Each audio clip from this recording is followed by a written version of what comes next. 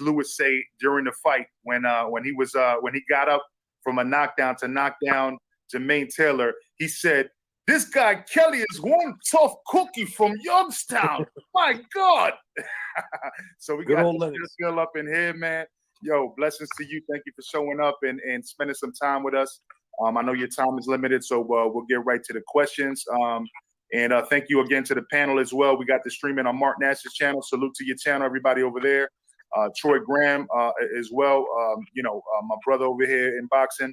So let's get right to it. So first and foremost, man, just for the people that don't know, the reason that we do this, is we're trying to educate a lot of these younger guys that don't really know about boxing. Man, you a legend. You a legend, man. 40-2, and those two were only against Bernard Hopkins and Sergio Martinez, and never knocked out. Okay, and 34 knockouts out of those 40 victories. So tell people first and foremost how you got started. What makes Kelly Pavlik Kelly Pavlik? Oh man, well, getting started, I grew up in the inner city. I was active kid. I was the youngest of two older siblings. And where you at that point, man, like the only thing you really got is sports. And we would go, to backyard games or just the people in the neighborhood. It was always something, I'd go up to the school, play some basketball if the rims weren't torn down, I was always doing something. And then I was also like into the martial arts, and I kind of got involved in martial arts. It was expensive though, so it was short-lived, and it wasn't enough action for me with martial arts. I kind of got a little bored of it, taking nothing away from it, and I kept begging to go to boxing gym. My two older brothers were going. They weren't serious or nothing. They didn't fight or anything, but they would just train there. And finally, after a long time of tugging on my parents to let me go, they let me go, and from there, the rest is history. I fell in love with it. The first time I sparred, I kind of got my butt whipped, and they were all excited because they thought that I didn't want to fight no more.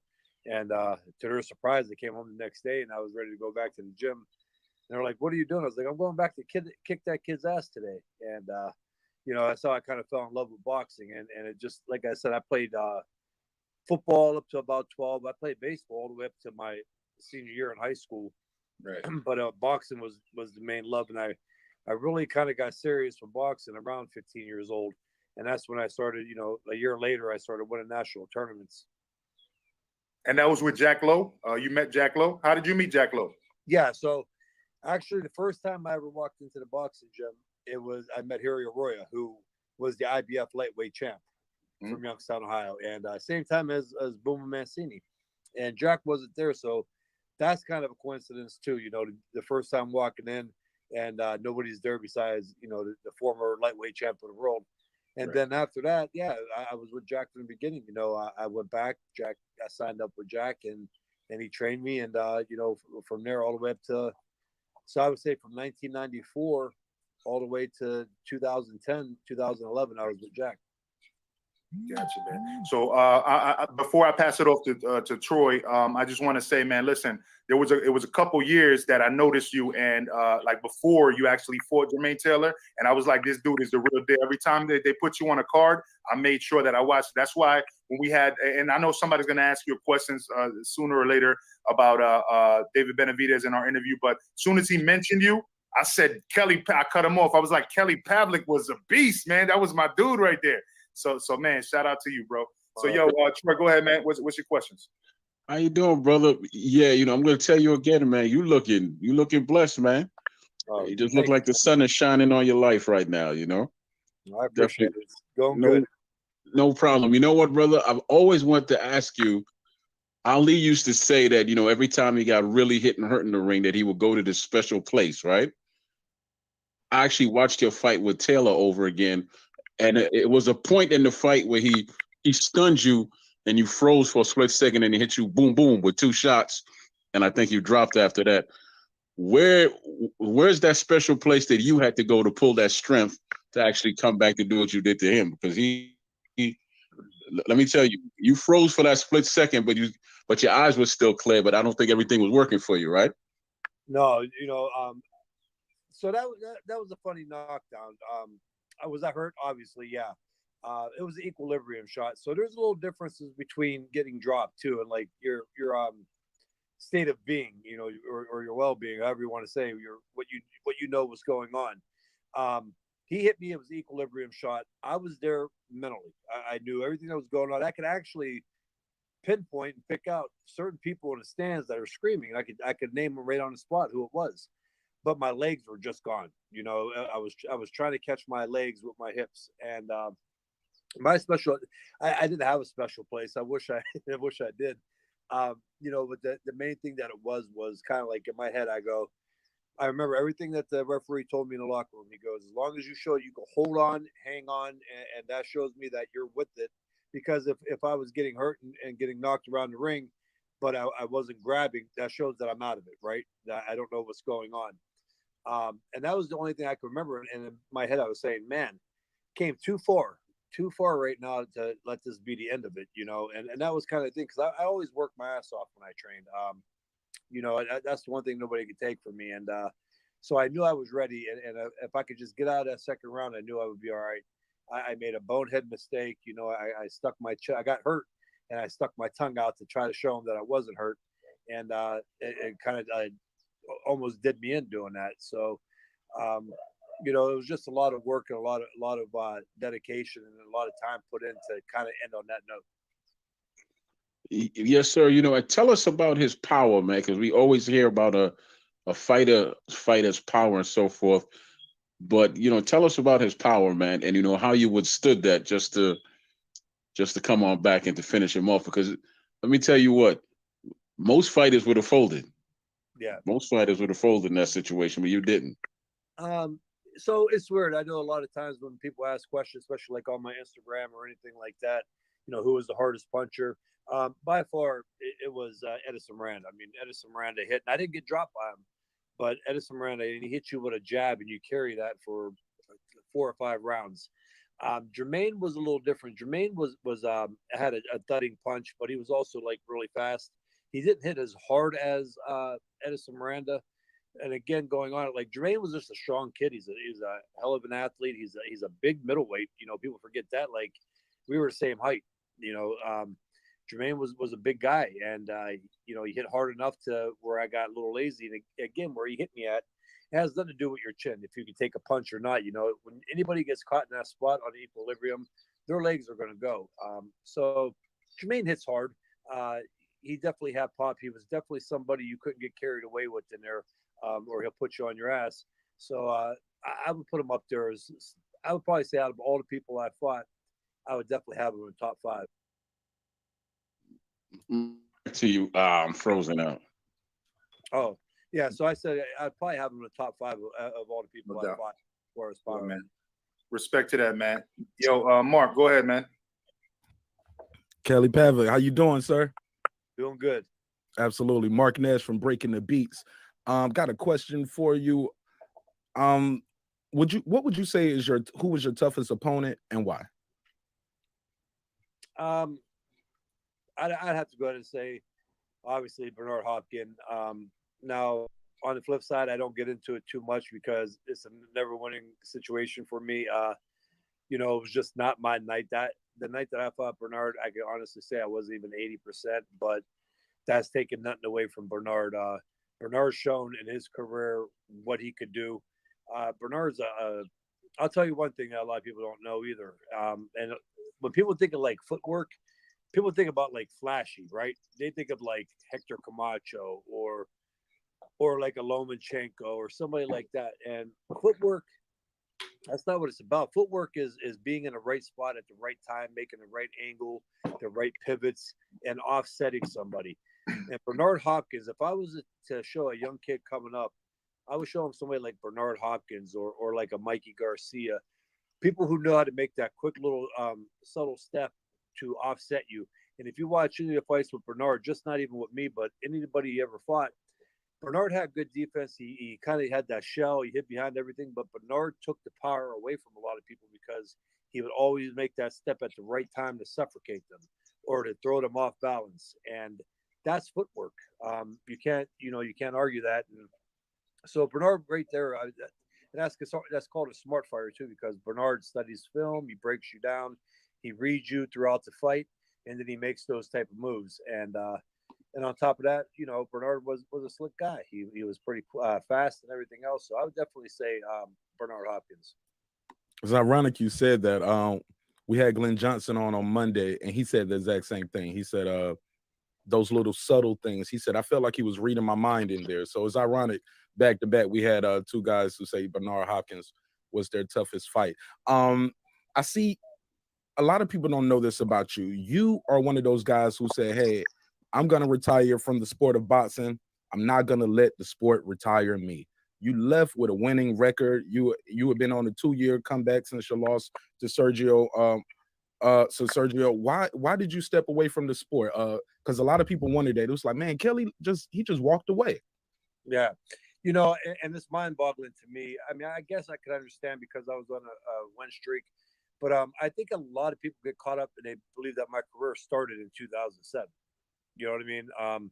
Because I was so under the radar for the 7 years before that. I turned pro in 2000, in June of 2000, and I always said, even before when I first turned pro, that I was not going to stay in the sport long. Boxing is not a longevity sport, and I made promises to a lot of people. I actually stuck around longer than I made promises that I was going to stick around.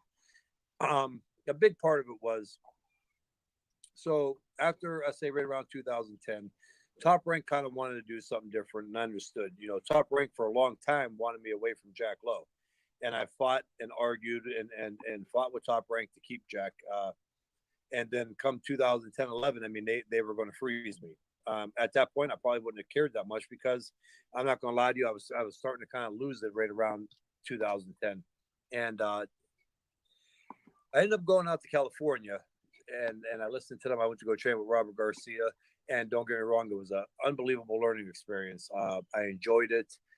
They were awesome out there, and we started off, and I fought a guy by the name of Aaron Jaco, which I could understand because it was my first fight with a new trainer, so they wanted to get me acclimated to being out in the West Coast and everything. And then the second fight was against Scott Sigmund, and I get it. And then the third fight, obviously, Roel Brzezinski. So by that time, I was up and away from home. Usually when you up and leave home and go away to camp, you're at the beginning of your career when you're trying to make the money, when you're trying to win a world title. Very few leave at the end when they got the money and they got the world titles. So it was kind of hard to keep going out there for months at a time away from the family. And the biggest part was there was no meaningful fights out there because everybody was kind of tied up at that Super 6. Because at this point, I was at super middleweight. And, everybody had their reasons for why I retired and all this bullshit. But the big thing was, what kind of rejuvenated me was they were getting ready to make the Andre Ward fight. And I was super pumped up for that fight. And unfortunately, Andre Ward had that shoulder injury and ended up getting surgery on it. And right there, so now Andre Ward is at the big shots out. That sucked a lot of energy out of me. And there was no other big fights. So that means that I would have to go back out for another 3 months of training to probably fight another Aaron Jaco. And, at that point, when that fight was canceled, it was kind of like a sign. I just hung him up, I was kind of done with the sport. I was very fortunate with the people that I had close to me, where I could, stay retired. It's been 8 years now, and I haven't had to throw a punch or punch a time clock. I have businesses and shit like that. So I was ready to walk away and kind of start a new chapter in my life. And there's no plans on opening a boxing gym. I'm hoping to have that by the end of summer. So, things like that I'm doing now. But that was the whole reason. I didn't go into boxing, and I didn't want to be that guy that stayed around 20 years. I seen too much. I seen people that are from Youngstown that were former fighters. It's not worth having all the accolades if you can't understand them or count them, right? Then in boxing, nobody gives a shit. You're damned if you do, damned if you don't. If you retire too early, it's because of this reason, that reason. And if you stick around too long, well, you stuck around too long, you're washed up. And then when you got all kind of medical problems, nobody wants anything to do with you. And I was going to ask to follow up on that because I asked also to to David Benavidez, because there's a dark side. We see what's going on. I don't know if you keep up with tennis, but you see what's going on with Naomi Osaka. She's been dealing with kind of like depression since she beat Serena Williams in the 2018 U.S. Open, right? And then she's been dealing with that undercover. Nobody's even known about it until she just went through what she went through or whatever.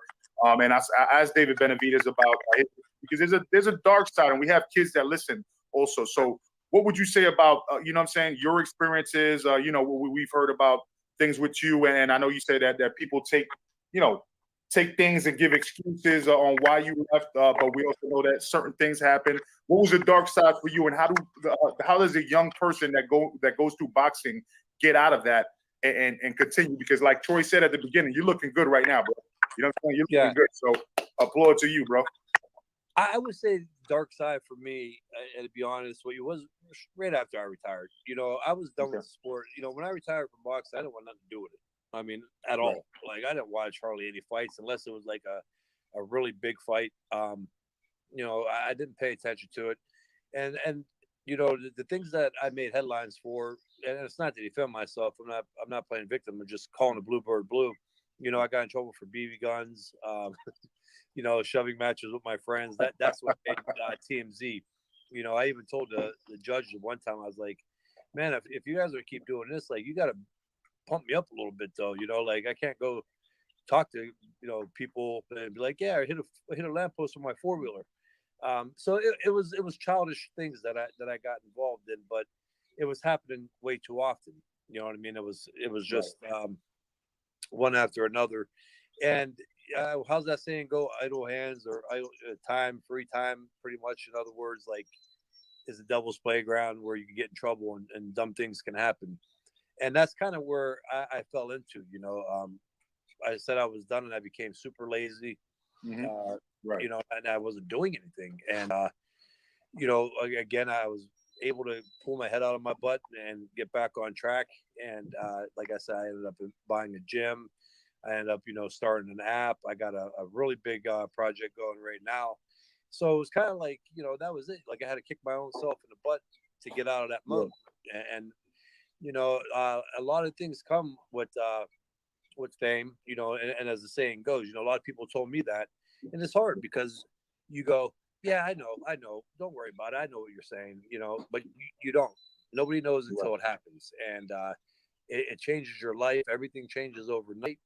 I'm not using it as an excuse to, you know, for people to go out and get in trouble or do things like that, but you are in a different situation, and you got people on the outside. They can't understand it. They think, you know, oh, you're successful, this, that, blah, blah, blah. But it's a lot of pressure on people. So if I had any advice to young kids or anybody on their way up, you know, is listen, like, don't just say, yeah, I know, and think that you know.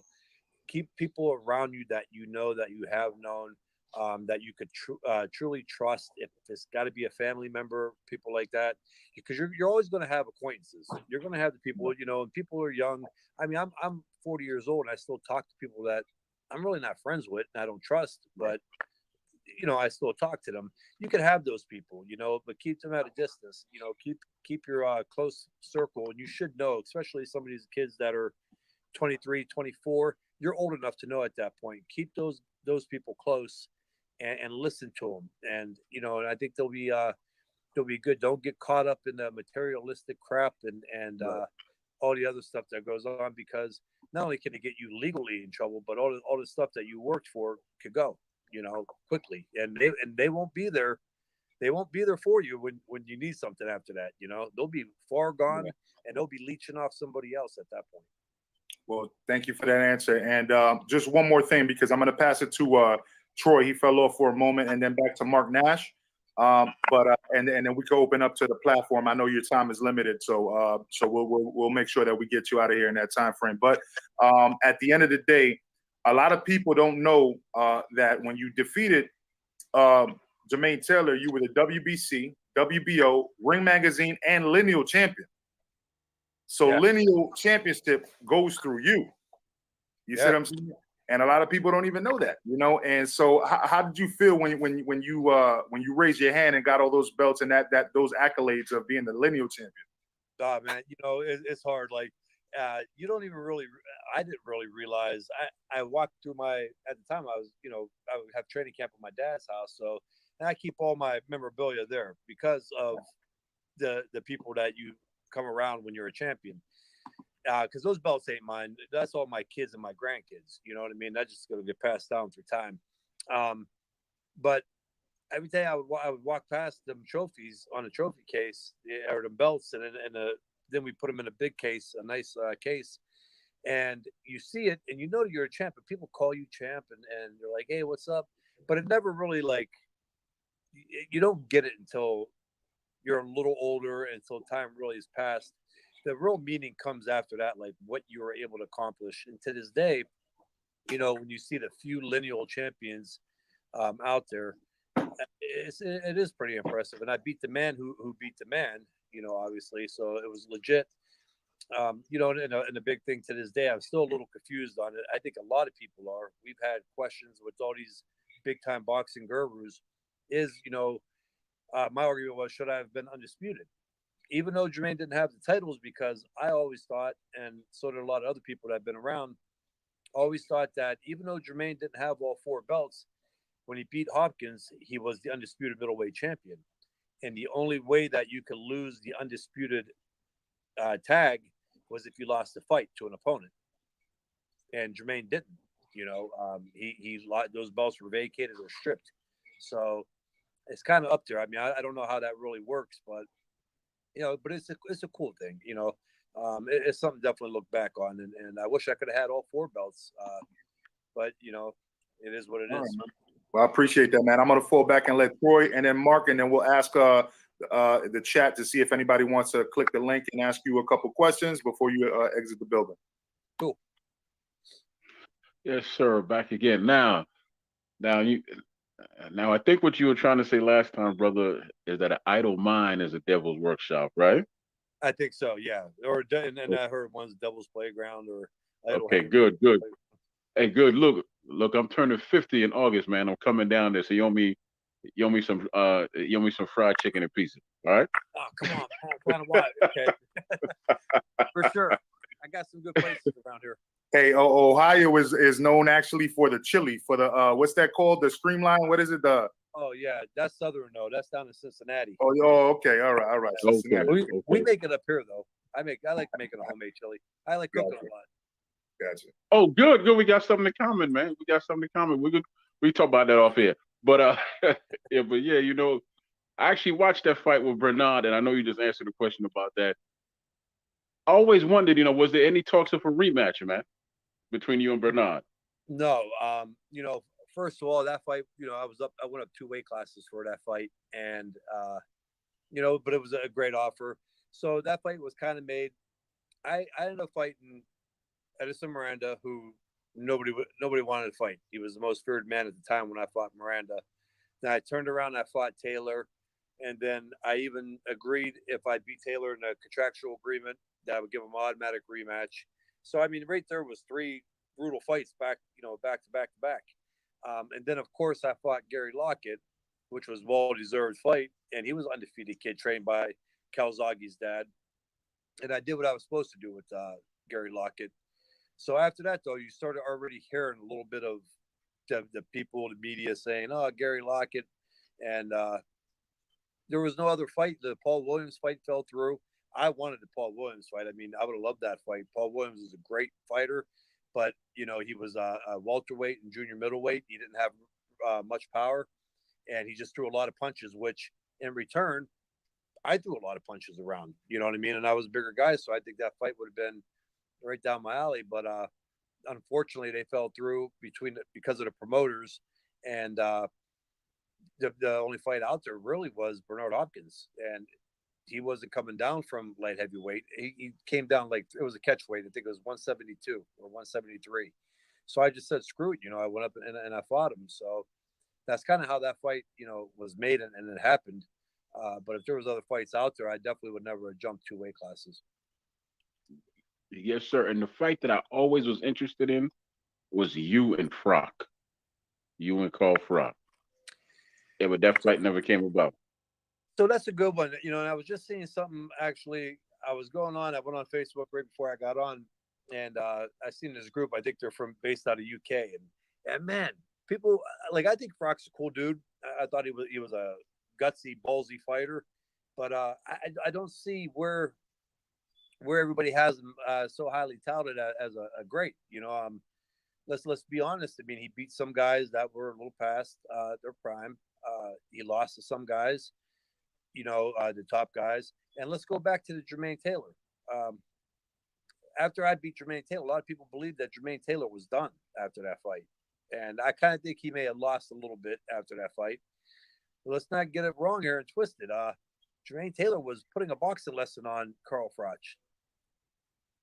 If anybody goes back and watches that fight, I mean, he up until that 12th round when he got knocked out, if he would have actually took another knee, I had him far enough ahead in that fight where it could have been a draw or maybe a round, or Taylor could have won by a round. And again, that wasn't a young Jermaine Taylor, when he fought him.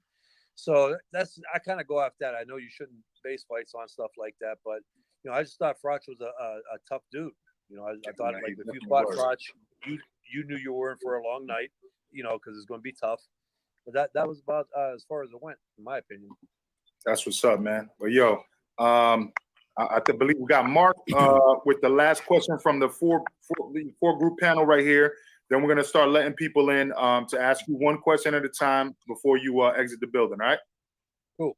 All right, brother. Appreciate it. Man, I'm looking at my list right here, Mr. Pavlik, and I'm like, man, I gotta prioritize the choice of the questions to get them all in. Mr. Senator Guido, what up, everybody?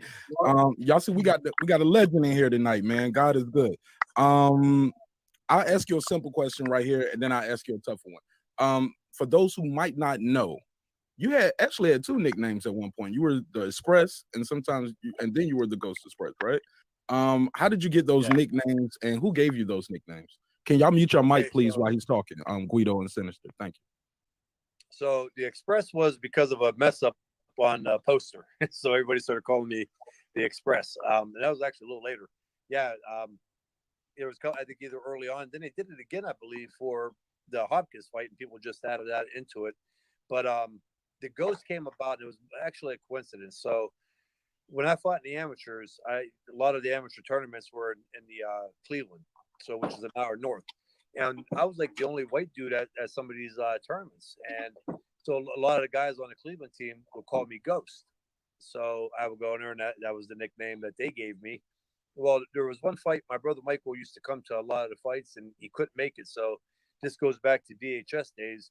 So we had the VHS, and we came home after the tournament, and we were watching a fight, and he was watching on tape. And he goes, man, he's like, you move like a ghost in there. Because believe it or not, back in my amateur times, and especially early in my pro career, I moved. You know what I mean? I actually had head movement. I danced around. I was slick. And he goes, you move like a ghost in there. And it was kind of just a coincidence that I had the nickname Ghost from the guys in Cleveland, and my brother said that. And it was different. Like nobody really had that nickname Ghost. So, we kind of just ran with it at that point. Okay. Two-part question. In your career, you faced some of the biggest and the baddest. You reached some of the highest pinnacles of the sport. Real quick before you answer this, when I look at Box Red, that rematch with you and Jermaine Taylor doesn't look like it's for the belts. Is that an error? No, it wasn't, because again, that's another one. I agreed to his stipulations and what he wanted. So we fought at 64 catchweight. Oh, that's why. Okay. So who ducked the smoke? This is the question I like to ask every fighter who comes up here. Who did you face that didn't want the smoke, and you don't care who? You're gonna go to the grave with this. Like this man didn't want to fight me. He did not want to fight me. It was a bunch of excuses. And are you willing to come back to do one of these Triller fights that they have when we have these legends come back? So that's my two-part question. So okay, wait. So you're asking somebody that I fought that didn't want to fight me, or somebody who I was supposed to fight but didn't fight? Yeah, they ducked it. They didn't. They was capping that you never fought them, but they was out here talking about they wanted to fight you. Fans might think you were ducking them, but know what's up. So Paul Williams was a big one, because we actually tried to make that fight twice, and again, and it turned back on that I was ducking Paul Williams. So we always say, like, why would I be ducking Paul Williams, who's coming up in weight, for me to jump up 2 weight classes to fight an all-time great like Bernard Hopkins. You know what I mean? So I would say that, but I don't think that it was so much. I don't think any fighter ducks. I'm going to be straight honest with you. I think a lot of it comes down to the promoter and the promotional companies, and then what happens is the fighters are the ones that take the blame for it, and that's a lot of times that happens. But I would say to Paul Williams, and I would say Arthur Abraham, because they did everything possible to make sure that fight didn't happen, and they wanted it. They wanted that fight overseas, and here I am, the lineal middleweight champion.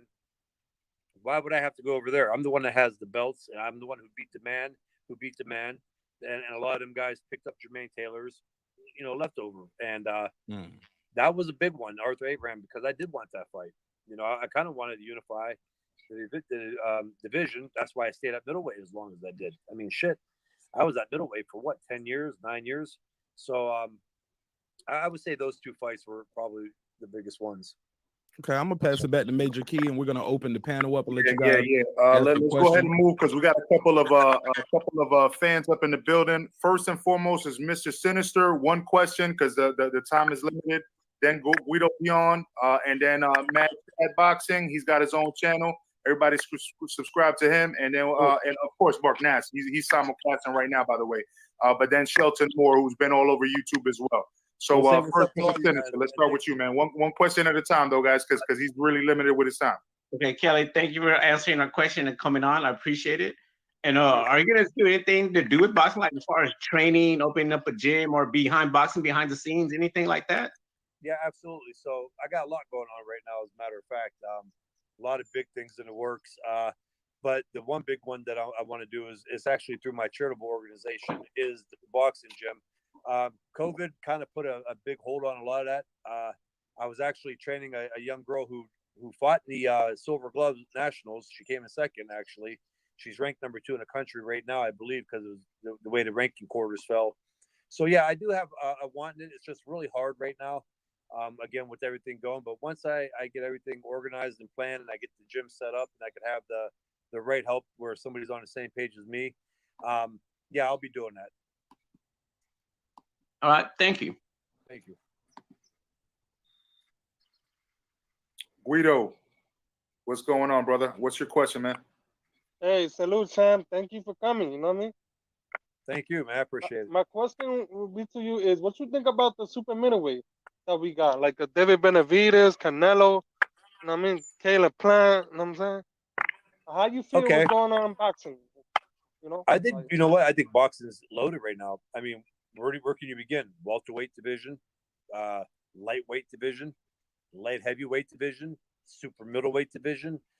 Super middleweight, I think right now, the best super middleweight is David Benavidez. He's just too big. He can fight.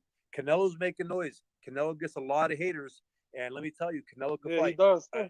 Let's put it out there. If you want to hate, you can hate. The dude can fight. And he's an amazing fighter. And I think that Canelo is the second best super middleweight. But I think it ends there. I don't want to see him, go back up to light heavyweight. You got guys like Beterbiev and Bivol who are at that weight, who just naturally 175 and can fight. But I think the best overall at super middleweight right now is David Benavidez because of his size, how he can fight. And then, I got Canelo. Yeah, he's a beast. And one last thing, I'm gonna leave. The lightweight division. It's been very competitive. A lot of young kids. You know what I mean? You got Ryan Garcia, Teofimo Lopez, Lomachenko. I mean, Kevin Davis, David Haney. You just fought this past Saturday. You know what I'm saying? Well, I think we should. Man, we got a hell of a talent division. I agree. I think we should actually kind of just talk about how good is that 140-pound division going to be, because I have a feeling a lot of them guys here, like very shortly, are going to move to 140. Teofimo's a big lightweight. Tank is a big lightweight.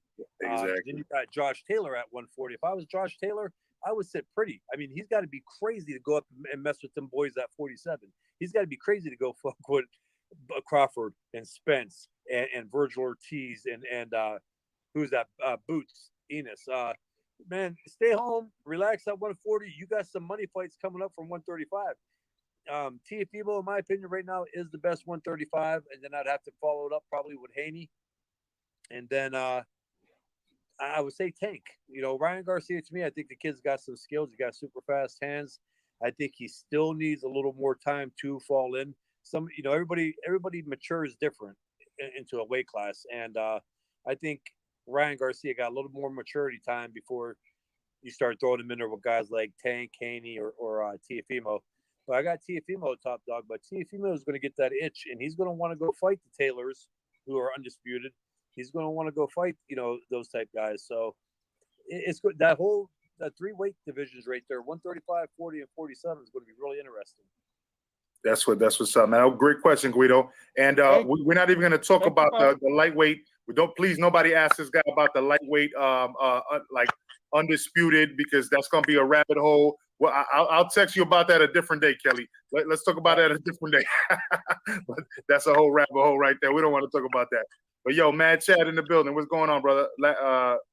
You and then Shelton, and then we wrap it up here. Hey, shout out Major Key for having, and thank you, Champ Pavlik, for swinging by. It's so beautiful to see you got your faculties. You're still sharp as a whip. And Kelly, my greatest memory of you was when you fought Edison Miranda, the Pantera. He was a killer. He just put a beating on Alan Green. I was a big Alan Green fan with the chin checker. He had the knockout of the year there, and Edison gave Alan all he could get. And then going into that fight, I'm like, this Pantera guy's for real. And I was a big fan of you from, being from the States. And that fight, Kelly, I thought that was one of your best performances. And, I just have many memories of you fighting. It's great that you're working with the youth. You're working still in the gym. I think you got to keep your mind going with boxing, because you're a professor of the sweet science, Kelly. And that's all I have to say is God bless you and your loved ones, your family. And keep doing what you're doing, Mr. Pavlik. You have many, many fans. Drop any link for charitable, whatever you got going on, Kelly. Let Major Key know about it. We'll get the word out there. Yeah, we're definitely going to do that at the end. We're going to wrap it up like that, like always. Definitely. Yeah. Much respect from Portland, Maine. Thank you guys all. This is great shit, Kelly. Thank you. Thank you so much for the words, man. I appreciate it. Thank you. That's what's up. All right, Shelton Moore, what's your question, man? What's going on, fellas? How you doing? How you doing, Mr. Pavlik? Doing good, man. I followed your career. You're one of the great ones. I have one question. Which one of the guys today at 60? I'm an older cat, so I always think that the older guys, it was just a different breed. Which one of the cats you see at 60 that could have lasted amongst you and Taylor and Hopkins and Green and all those guys? To be honest, I defend these guys. Times have changed. These guys today can fight, man. Everything's changed. Just like in all sports, football, basketball. It evolves. They're bigger, faster, stronger, quicker. I think a lot of guys could actually compete. I mean, Canelo could definitely compete at 160. He's doing his thing at 68. Danny Jacobs, I consider him towards the end of his career. I think a lot of them can. I don't think it's anything to do with heart or guts. I think it's the business part, man. It's kind of like, so I'm from Youngstown, and I had a guy who came up, we were talking 18 years ago, from Youngstown, Maurice Claret. He played for the Ohio State Buckeyes, and it was when LeBron turned pro and everything else. And he kind of like, a lot of that pressure came like, hey, LeBron, they were good friends. Hey, LeBron's doing this. Why can't I turn pro? So he tried going into the NFL early. And a lot of this has happened with these boxers too. They're seeing guys like Lomachenko get the title shot early. They're seeing all these big guys out there. Shelton, mute your mic. I'm sorry, Kelly. Shelly, mute your mic. Please. I'm sorry, Kelly. Can you back up just a little bit and say that again? I'm sorry, guys. So a lot, I kind of call it that effect of like the Maurice Claret, LeBron type thing. These guys see all these other fighters out there making money, right? Big dollars, and Lomachenko getting the title shot. I think a lot of them are, here's my take on it. I think Charlos at 160 right now are great fighters. I think they could fight with the best of them. But they're wanting to call out Canelo. I get it. Canelo's the money guy right now, right? But like, let's go back. Look who I had to fight to get Jermaine Taylor. I had to fight a monster that nobody else wanted to fight, Edison Miranda. So how about we get Andrade, and how about we get him more than one fight every 2 years? So maybe tell him, hey, let's not deal with Canelo right now. And why don't the boxing people, and why don't Charlo and Andrade fight each other, And then you know what? Now you got to fight. Now you got to fight with Canelo. Canelo already cleared out the middleweight division. I'm sorry, but he beat Triple G. If it was controversial or not, he won at the end of the day, right? He beat Danny Jacobs, close fight, but he won. Those were the two top dogs at the time. So he moved on. He moved up to super middleweight. Fuck, he went up and he won a light heavyweight title. So to keep calling him out is kind of unrealistic. How about you guys take care of each other? And then, you know, and if you lose, if Andrade loses to Charlo or Charlo loses to Andrade, their careers are not over.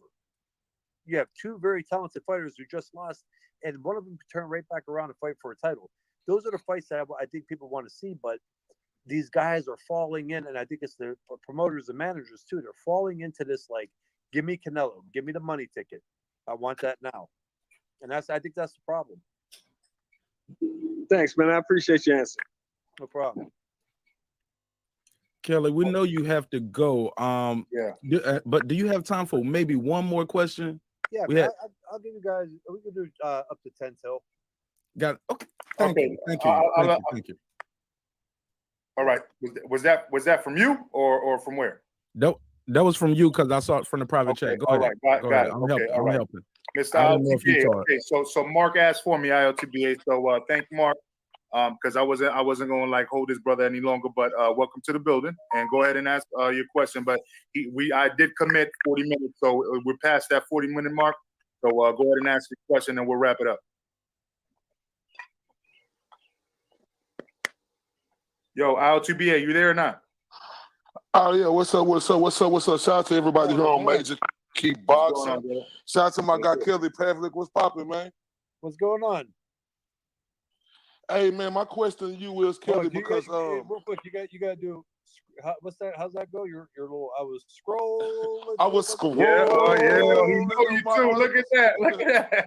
Yeah. Shout out to my no, me and Kelly, I got linked up with him through my guy James Dominguez. Shout out to my guy James Dominguez.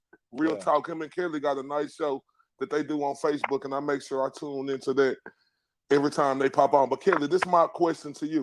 Because you being at the highest of highest in sports, winning the world championship, knowing how much pressure that you got over you. So tell me, how would Deontay Wilder be able to bounce back from, in this fight versus Fury, knowing that he's mentally haven't accepted that he lost that fight yet? So I've really been thinking about that because, you know, I've been trying with my Instagram. I actually been putting a lot of time into it, and I do some takes on fights. That's a hard one. It really is. The heavyweight division's changed for the better. I mean, these are monsters now. Listen, I can't sugarcoat it. Wilder got his butt whipped pretty good last fight, and he looks sharp as hell though right now. I watch his training.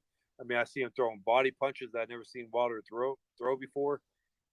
I think he's with Malik Scott, who I came up with in the amateurs. Guy knows a lot about boxing. Great trainer.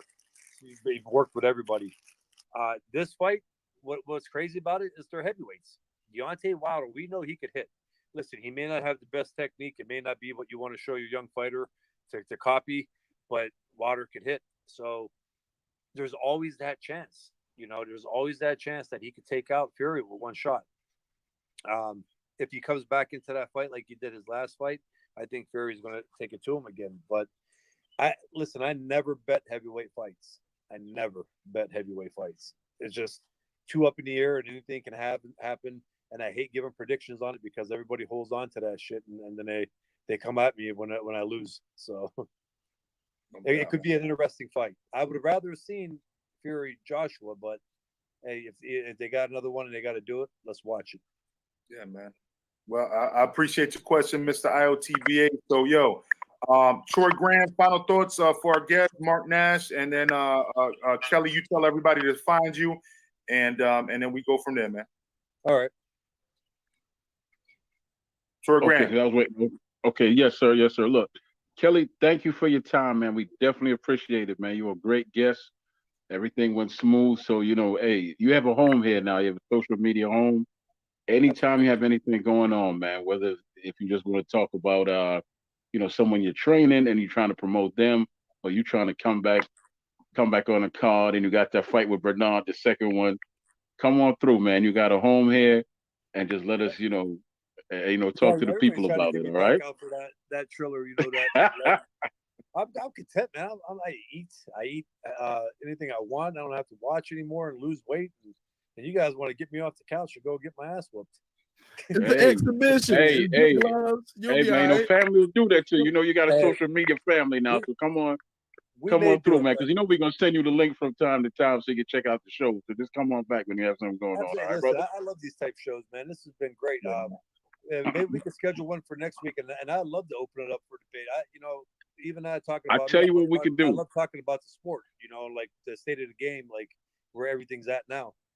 So I tell you what we could do. You can come back on if you like on June 7th.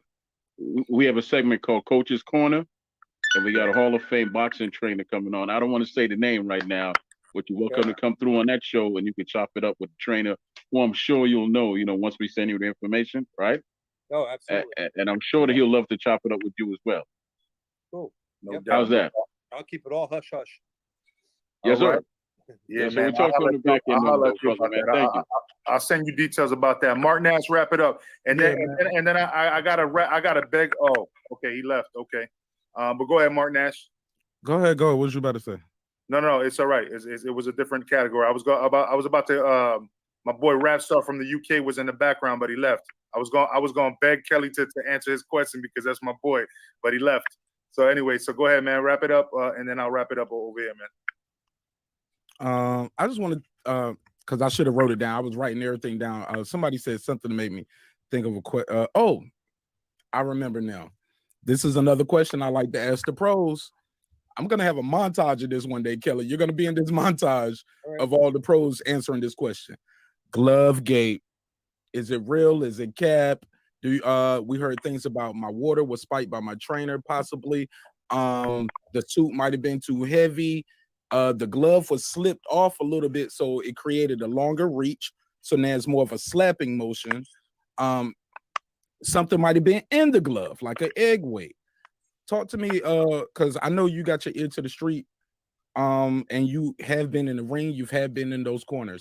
Glove gate, is it cap? Is it real? Is it possible to get away with cheating? Maybe back in the 1940s and 50s, people have to understand, and on that, you've seen many different excuses from Wilder, and when you get those different ones, because I do believe that some people, hey, I experienced, there's off nights and there's shit that goes wrong, and there's been things that through camp that's hidden. I've had to go through them where you don't want the other camp to find out. So I always defend the fighter. When a fighter says, that wasn't my night, I could relate to that. On the Wilder situation, there was just too many things. But let me explain the glove gate. So here's what happens. You go the day before the after the weigh-ins, you go and you get to pick your gloves, and they're in a package, and it has to be by the commission. Nobody can overrule that. Then you go into the locker room, you get hand wrapped now, especially since the margarita incident. They stand over you like a hawk when you wrap your hands, and you can only wrap them certain ways too, or they'll tell you got to rewrap it.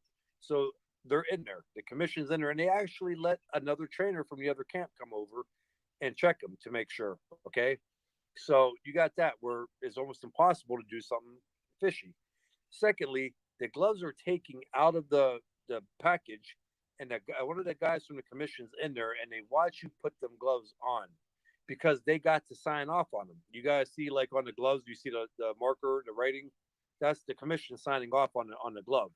So it's almost highly impossible. They don't even let you tie the glove a certain way. You can't even pull back the leather like you used to be able to anymore. They'll tell you not to do that. So for me to be able to say that they did something with the gloves, it's almost impossible because Margarito had something in his glove in this era, though, Kelly. Not to yeah. not to be argumentative. I know you got to go, but it So has that- happened in this. Hold on. In this comment era, I don't want him to. I want him to answer it. In this comment, in this modern era, it has happened. Like with the block fell out of Margarito's gloves, so it has happened, and the commission didn't catch that. It was the trainer. No, that wasn't anything. Well, it was a block, but so the Margarita situation. That's why I said it really changed after that fight because they really got strict. But the margarita situation was something when the gauze got wet, it turned into like a cast, almost like a plaster. That's what happened. So as that fight went on, and that gauze got more wet, it turned into like a hard cast, and they found that. So now they're even stricter on these gloves when you go to wrap. They come in, they check, they make sure you have a corner man to check the gauze, and then again the gloves. You have a guy from the commission there, and once them gloves are on, you can't take them off. So it's like I was saying, it's almost next to impossible to mess with a glove once you're saw. Well, That's look, why man, I said 1940s, the 50s, the 60s, the 70s. Yeah, you probably could have had a lot of crap go on. This day and age, man, they're on that. I mean, it's crazy. It's a never ending story. I'm sure next time you come back up, it's gonna be people that beam in and they're gonna want to challenge you more. I know we have to go. Thank you again for your time. Go ahead, Major Key. Take us home, brother. Yeah, man. Do you want to answer one more question from a dude from the UK or no? Yeah, let's do it. I'm here. This is my brother. So I had to ask you, man. I can't let him off the hook. Like, Rap Star in the fucking building. What's going on, Mr. Rap Star? Ask my brother, please, one question.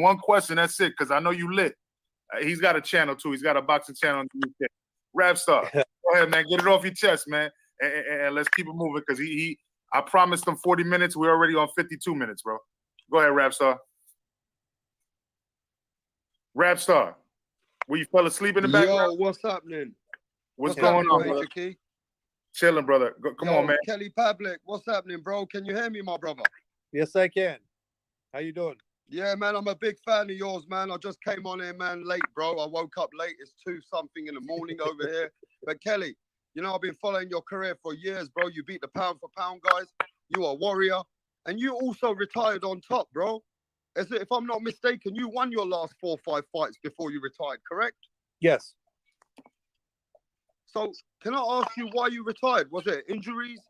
Was something happen? Or did you just lose the love for the sport? Or did you just not have that hunger anymore, bro? He late to the party, Kelly. I already asked that, but go ahead. Yeah, so I tapped on this a little bit ago. I lost a little bit of it at the end, and then when they made the Andre Ward fight, I kind of got rejuvenated. I was like really pumped up for it. Not saying that I would beat Andre Ward, but you're fighting Andre Ward, you're a pound for pound guy. You're up for those type of fights, and everybody that knows my career knows that I love those type of fights. But at that point, he got injured and that fight fell through, and there was no meaningful fights out there. I was pro over 12 years. That's a long time, and I had 42 pro fights. That's a lot of fights. So, it just came to a point where I just wanted to be done. I always said, even early on in my career, that I wasn't going to stick around in boxing for a long time. So, those last couple fights that I had, they weren't really what I wanted. And then the big fights, I would have had to wait another year and a half for a big one. All right, bro. I appreciate you answering my boy's question from across the pond. So last thing thanks for that, you is, bro. yeah, man. Last things are for Kelly to speak and for myself to speak. So Kelly, tell everybody where to follow you. Please let everybody know where to follow you, so I could go ahead and speak on some other things and close the show, man. Absolutely. So I'm on Facebook, and you just put Kelly Pavlik in. You'll see it. I'm on Instagram, where I do a lot of cool stuff. I got something posted every day, sometimes twice. That's at pavlik.kelly. And so check that out. And then I'm on Pavlik.Kelly. Yeah, and that's kelly.pavlik. But Instagram is a big one right now that I've been putting some work into, and I always got something cool on there. So yeah, go check out pavlik.kelly on Instagram. And then you have your gym where in Youngstown right now? So I have a lifting gym, a fitness center, and right outside of Youngstown. You lift weights, but I still have in the back where I let people hit the bag and stuff like that. I have a boxing app out. It's called the Sweet Science Plus, and you can find that on Apple, in the Apple store. Hopefully soon we'll have it to Android. But yeah, it's called the Sweet Science Plus. So, and then I got many other things going too. So that's what's up. That's what's up, man. So, man, if you get any fighters that come up through your ranks, that you train, you make sure you let me know, man. I'll follow them from their amateur career throughout. So you let me know, right? I appreciate it. So I appreciate your time. I know we went over the time, and I do apologize. Hopefully you come back. I just have a lot of animated folks that wanted to talk to you today. But I appreciate it. I appreciate the time, man. And everybody else, man, it was a great night of boxing talk. Thank you to Kelly Pavlik. Hopefully, y'all learned something off of this brother. You know what I'm saying? So again, thank you for supporting Major Key Boxing. Everybody show up to Mark Nash. Are you going live right now? Or are you going live at 10? I'll do a quick after party for this, but we have a Grammy nominated producer pulling up at 10 o'clock. So we definitely want to give him his time and give the boxing fans the time to make the choice versus the music fans. Okay, yeah, make that transition. That's fine. Everybody go to Mark again. Thanks for following me back and sharing my story, Kelly. Oh, no problem, man. I saw it on IG. Thank you. Send me a text or something. I can share this and same with you, Nash. If you need me to get something out there or publicize it, man, I'll do that too. Whatever you got going. So that's what's up, man. It's all about helping everyone out. It's about building relationships. That's what life is about. Building relationships. Thank you, sir. Appreciate you again, Kelly. Appreciate you, Mark. Appreciate you, Mad Chad, Troy, Rapstar, everybody, Guido, everybody that came into the building. Y'all have a great night. We're wrapping it up over here on Major Key Boxing. Salute. All right, guys. Have a good one. Thank you, brother. Thank you, brother, man. It was a pleasure. It was definitely a pleasure, man. Cool.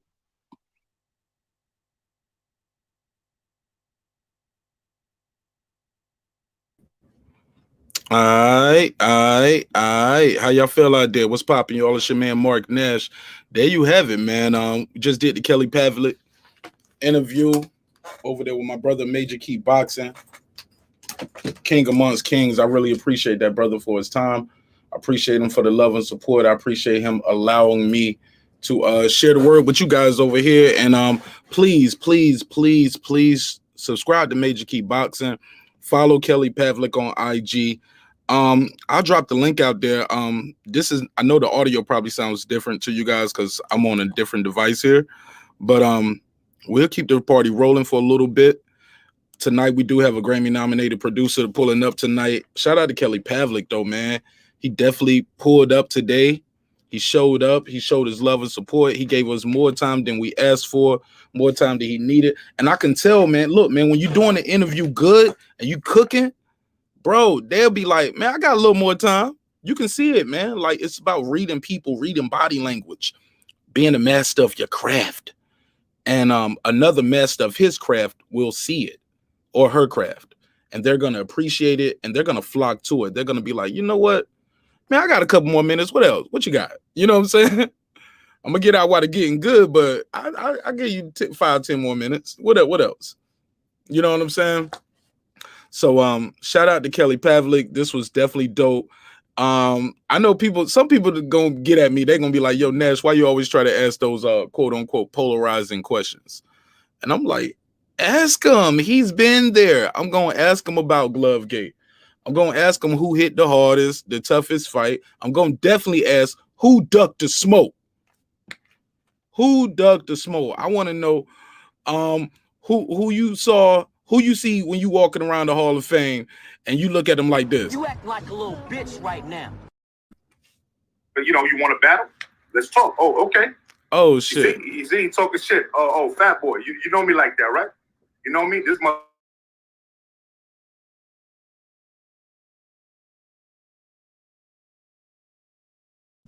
But yo, man, so it's crazy day, man. Like shit was good, man. Yeah, I had to ask him.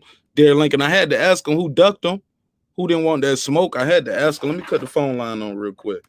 See if y'all want to call. We're gonna end this one. We're gonna be back at our regular time. Yeah, man, we're gonna be back at our regular time, yo. But I definitely, man, and shout out Kelly Pavlik. He followed me back. He shared it to his story. He shared it, and so I reshared his share.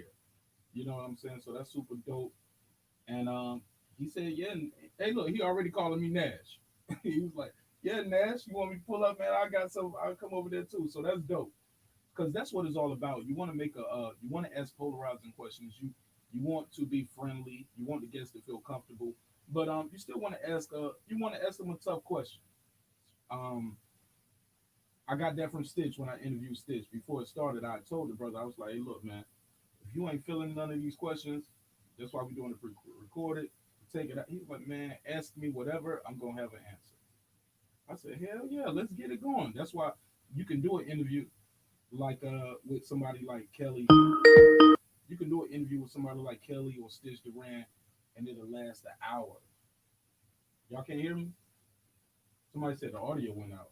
Check 1 2. Y'all can y'all hear me? Let me do this. Oh.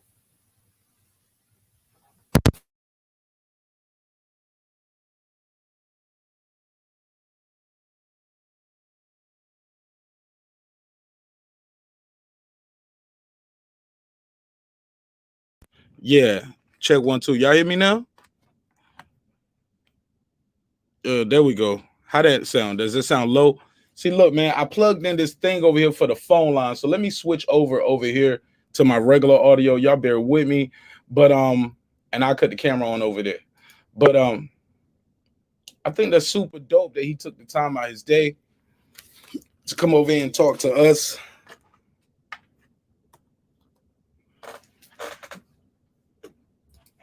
You know what I'm saying? A bunch of wild boys who just love boxing. Check 1 2 1 2. How it sound now? We back? There we go. See what I'm saying? And this is how I do that simulcast. I know people like, man, how do you simulcast the show? I do it. I'm sure you can do it with 2 browsers. Me, I prefer to just have a whole nother device. So we cast it on that device. I'm on Major Key Show on this device. So just gave y'all a little trick right there. Gave y'all a little secret right there. There's a lot of guys been in this shit a lot longer than me, and they don't know how to do some of these tricks. So showing y'all love right here. I'm dropping a jewel. I'm gonna plug the phone line in now. I'm gonna close this one and watch that disappear. See, man. It don't look like I know what I'm doing sometimes, y'all, but I know what I'm doing. All right. Let me plug this in. Trial and error is a thing, man. But shout out to Kelly Pavlik. Did y'all hear him say that? He said my man didn't want to smoke. He said Arthur didn't want to smoke. And who else did he say? Paul Williams. So we're gonna reach out to Paul Williams. We're gonna get him on the show. You know what I'm saying? And I hope he's doing good wherever he's at in spirits and health. But Paul Williams still got a sharp mind. He's a good person. I'm gonna reach out to Paul Williams. Maybe we can get him on the show. And he can tell us, hey man, what happened right there? And I'm gonna play the clip. Y'all already know I'm gonna play the clip. He said, Tank, why do we want Andre? Let me drop the link real quick. Y'all pull up real quick, holler at your boy before we get up out of here. Cause like I said, I'm gonna end this one. Copy. I'm gonna end this one and I'm gonna create another broadcast. So we're gonna definitely be on time tonight. But the link is out there. Somebody chop it up with me so we can keep this party going. If we get a good conversation going, I can just switch it over midstream, and we could just end it that way. Who is this? Yo, shout out to Irvin Barnes, yo, my brother, man. I appreciate you, man. Irvin Bucks Barnes, Michigan veteran. Mr. Shelton Moore, my brother, man. I can't wait to see you at the Tank Davis fight, bro. We're gonna chop it up. We're gonna eat some hot wings, gonna hit Magic City the whole 9. That's what we gonna do, brother. That's what we gonna do. Yeah. Just bring 100 ones. That 100 ones only gonna last about 30 minutes though. So we're gonna eat wings. We ain't gonna stay long. We just gonna do like this. Yeah. Twice with 50 we ain't gonna stay long. We're gonna be in there, get the hell up out of there. But here's the thing, man. I never understood why Andre is chasing the guy that's not even in his division, unless you plan on moving up. You know what I'm saying? So chase the guy that's in your division. You at 160, he's a WBO champion. Make them guys fight you. Pull up wherever they at, do the Ali, if you got to get a bus, get a bus. When they go to the laundromat, when they go to the restaurant, wherever the fuck they go, did he do that with Charlo though? Wasn't he pulling up? I don't remember. I don't remember if he did that. I'm gonna pull up a clip. Go ahead, keep talking. I'm gonna pull up the video. Yeah. My thing is chase the guy that's in your division, man, and get that division cleaned out. Then you can move up, and he has to fight you. Because once he gets this belt from Plant, because he gonna beat the shit out of Plant. Once he gets this belt from Plant, then you should be moving up that following Monday. And now, as the WBO champion moving up, you're the mandatory for all those belts, and he can't run from you. He got to either fight you or vacate. He has no choice. See what I'm saying? Right. That's how I see it. Hey, look, but I have heard Charlo say, Andre, he blackballed. He ain't getting no money in this boxing shit when it come to Charlo. Have you heard that clip?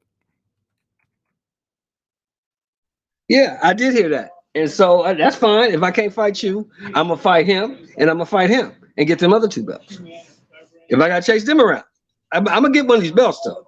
If I really want it, you know what I'm saying? The days of sitting back and waiting and waiting and waiting. What's gonna happen? One day you're gonna wake up, you're gonna be 38, and your ass gonna be too old to beat anybody.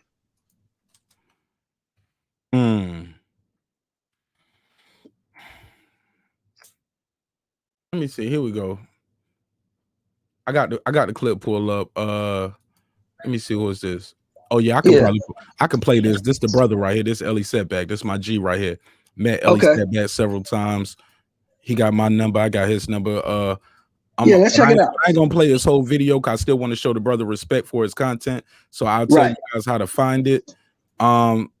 Ironically, one person who got unlimited access to all my videos, if you want to copy and paste the entire video on his channel, is gonna be this guy right here, Tank the Sweet Signs Examiner. I told Tank that me and him had a whole long conversation behind the scenes. I told him, bro, whatever you want to do. Hey, Mr. Shelton, too. I had to tell you mute your mic too, because of those sounds right there. While we trying to have a good show, like you be on a cell phone, you be moving around, so it pick up a lot. So I didn't mean no disrespect. Also, Major Key, I do apologize if no, brother. That's cool. No, brother, no problem. And Major Key, I want to apologize to you too if I overstepped my boundary, because just because I saw it in the private chat don't mean it was for me to say it. So I do apologize. But you got the floor. Welcome home, Major Key, to your second home. Yeah, man. So it's all good, man. You know what I'm saying? Like we gotta make sure that everything's vocal. You know what I'm saying? Everybody communicates and interacts accordingly. You know what I mean? But another great interview. That's all I'm hearing from everybody. Great interview. So it is what it is. We're gonna continue to push this. We're gonna continue to build, and we're gonna continue to grow. You know what I'm saying? Like, but before you know it, you're gonna see us at the fights all across the world. You know what I'm saying? and it is what it is. It's gonna be same channels connecting because we build them from scratch. You know what I'm saying? Loyalty and quality over quantity. You know what I'm saying? Bro, loyalty equals royalty, man. With me, with Mark Nash, I don't know how other people move, but with me, loyalty equals royalty, man. And I mean that, and royalty, I mean that with the duality of the word. One, as in I'll treat you like royalty, and two, you'll see your royalties. You know what I'm saying? You'll see the get back from supporting me and how I support you. Hey, look, man. He said he want to come back. I told you Stitch trying to come back, and Stitch wanted to do a live. Like my interview, look, my pre-recorded interviews went so well on Sunday. They both said they want to come back tonight.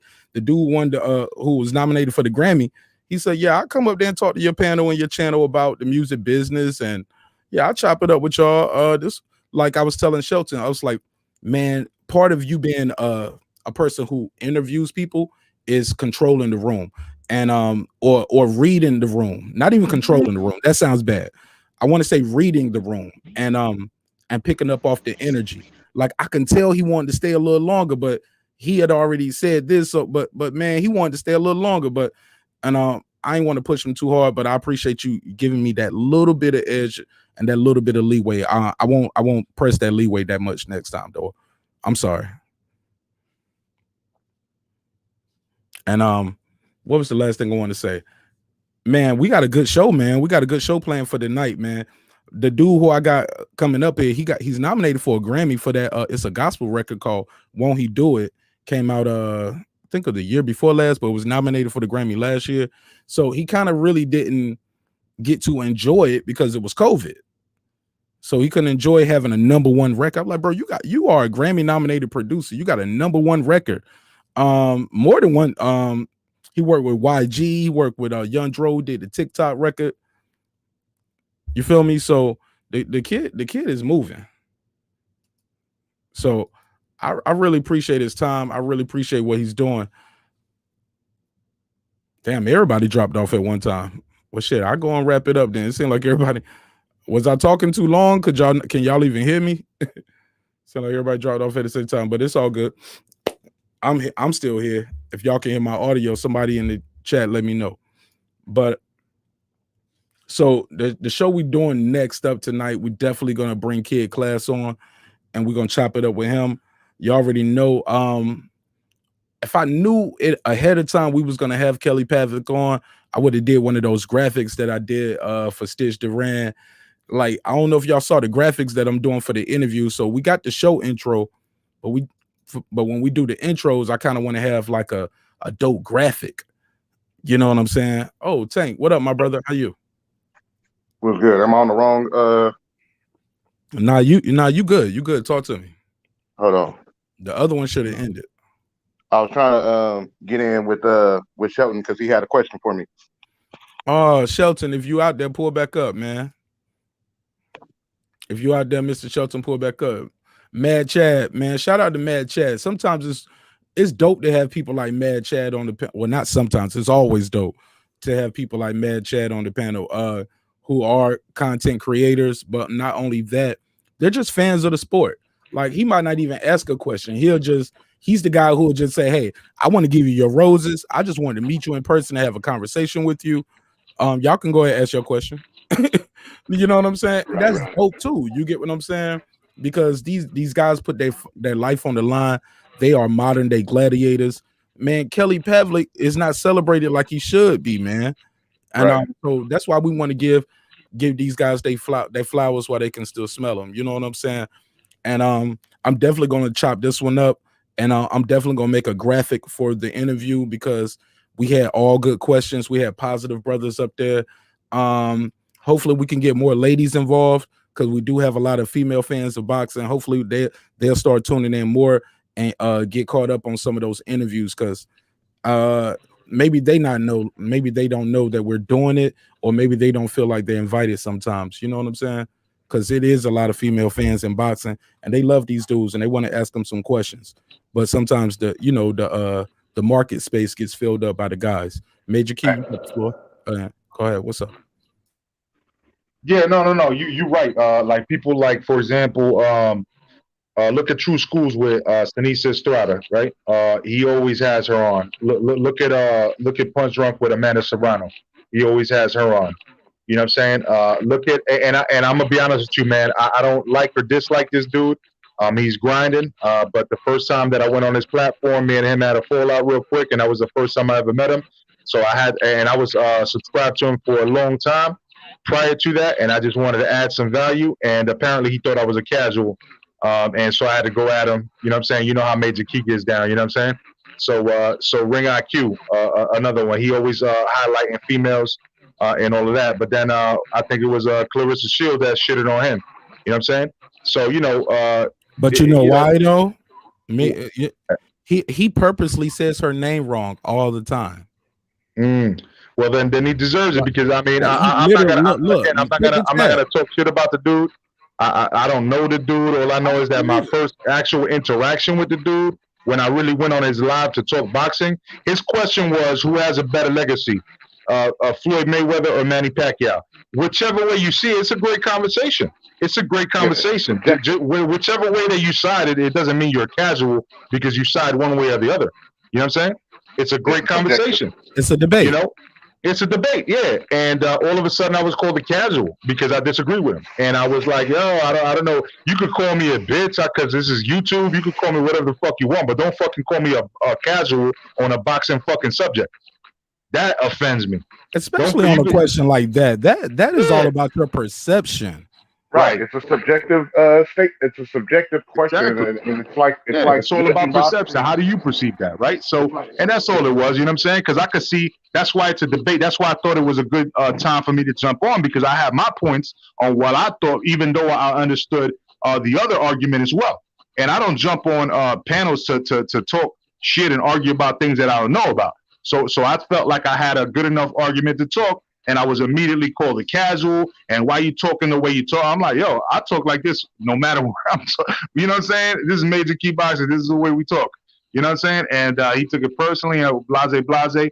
And after that, man, that's how I met Black and Brown. Black and Brown heard me there, and he gained mad respect for me for the way I handle myself on that platform.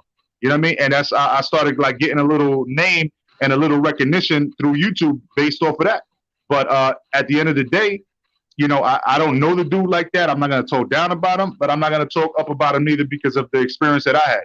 So I'm kind of like just like at a loss. Like I don't watch his stuff anymore. I don't follow him, but you know, I wish him the best. That's all I gotta say. Well, look, I ain't gonna make this a bash session, but Yeah. I saw him kept saying her name wrong, and Yeah. I commented about that, and he said, "Hey, I say her name wrong." He replied to me, "Hey, I say her name wrong on purpose for people like you." I ain't gonna say I took umbrage to that, but I did reply, and I was like, "What do you mean?" And I said, "Do you mean people who want you to say her name right? Do you mean you know, boxing fans who support her? Do you mean black people?" Because like a lot of people, like, look, that's a cultural thing where black people, where your name is taken from you, or hey, you, or even people would have difficult names to say. Black people, especially, and Hispanics too, or other people from other cultures in America, you succumb, you submit, and Bro, you change your sorry, man, I'm name to getting something. this call, bro. I apologize. I'll be right back. Yeah, the shit got too deep. No, I'm joking. I'm joking. Go ahead. I know you. I know No, you yeah, ain't run. I know you ain't you're running right. from shit. But yeah, but your name is your name, in the words of Marlo Shout to Stansfield. Marlo. Shout out Yeah, to shout the out to great Marlo. philosopher Marlo Stansfield. My name is my name. Somebody talking shit about me? He said I'm a punk. Hell no. Nah. You know what I'm saying? So I confronted the brother about saying her name wrong because I've seen him on. I went back and looked at other videos and I heard him say her name right. Then he said no, and then corrected himself and said it incorrectly. And it was like Claricia shows. I was like, no, that's not how you, I'm probably saying it wrong now, but he definitely says it kind of incorrectly on purpose. And I think it's to Because of the way she antagonize. spells it with the E. I don't know. Instead of I don't I. know. I don't know. I just know he Okay. said I do it for people like you. And that's where we started going wrong at, because respect this woman. She's a champion. She's an undefeated champion. She's the last American to win the gold medal, male or female, right? And the thing, back on 2 to like what you times. guys were saying. The last man to so- win one was Andre Ward, right? To this day, am I wrong? Y'all correct me in the chat. Last man to win the gold medal was Andre Ward. The last American to win a gold medal in boxing was Clarissa Shields. And I'm just saying, like, bro, if you got a boxing channel, you got all these other people names that are difficult to say. They're Spanish names. Like, bro, you can say her name right. You ain't gotta like her fighting style, but when you do that, it's just like, oh, okay, I see what's like going on. Yeah, yeah. You got it. I don't know if you got a dog in the fight, but it's other things going on here. So I really don't subscribe to that part of them, but I don't disrespect them neither. You don't see me out here, you know, doing a whole my opinion on this guy's channel and his view, or I don't do if I see him in the channel, I just keep moving. You know what I'm saying? I'm still in the channel, I'm still on the panel, I'm doing what I'm doing. If I see him in the chat, like, it is what it is. But you know, I just keep it moving, bro. Like, because I'm not with all the bullshit. I'm not with that internet beef. Because really, it ain't no beef.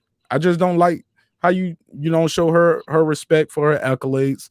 And with that said, I keep it moving. You know, like, shit, I ain't got no ties to her neither. You know what I'm saying? Other than my complexion and my melanin. And so I love the sister. I think she's great.